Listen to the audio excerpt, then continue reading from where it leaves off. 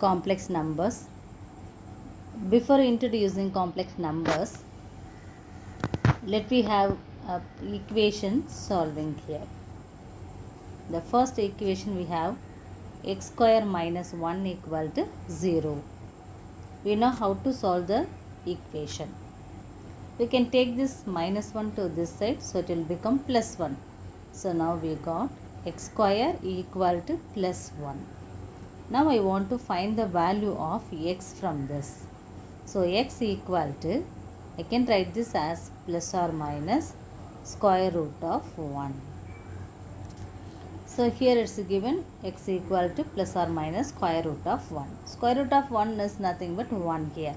So the answer for this is x equal to plus 1 and minus 1. That is plus or minus 1.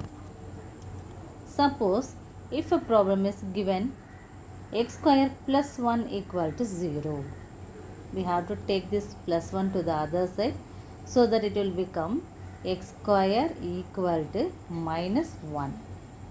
We want to find the square root for minus 1 to find the value of x, isn't it? So I can write this as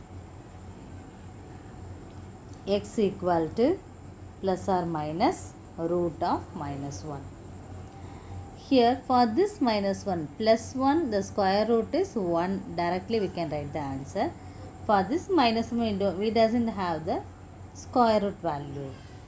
So instead of putting this square root of minus 1, we are going to introduce some complex numbers, that imaginary number here. That imaginary is nothing but I here.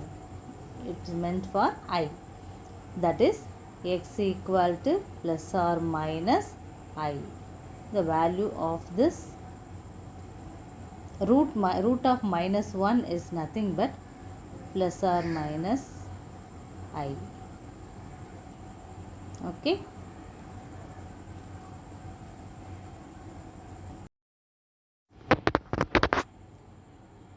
We want to find the cos of I. We know that the value of I is nothing but root of minus 1. If you squaring on both the sides here, we can find the value is minus 1. So the value of I square is minus 1. Suppose if you want to find the value of I cube, this I cube can be split into I square into I. So I can write this as I square into I. Value of I square is minus 1 into I.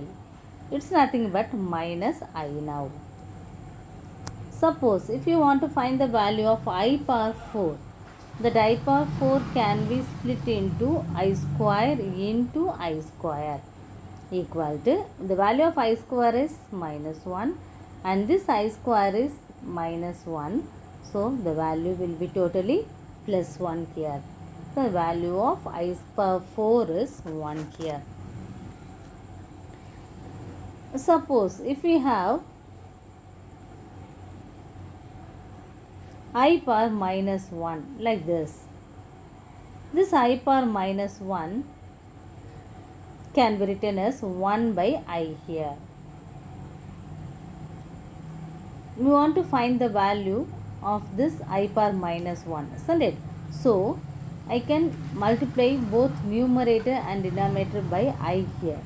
So I can get the value as I divided by I square. The value of I square is minus 1. So I can write this as I divided by minus 1. The value is nothing but minus I here. Okay. Then the value of I power minus 2. That I power minus 2 can be written as 1 by I square. It can be written as 1 by I square. The value of I square is minus 1. So this can be written as minus 1. So I got the value as minus 1 here. Okay. And then next one,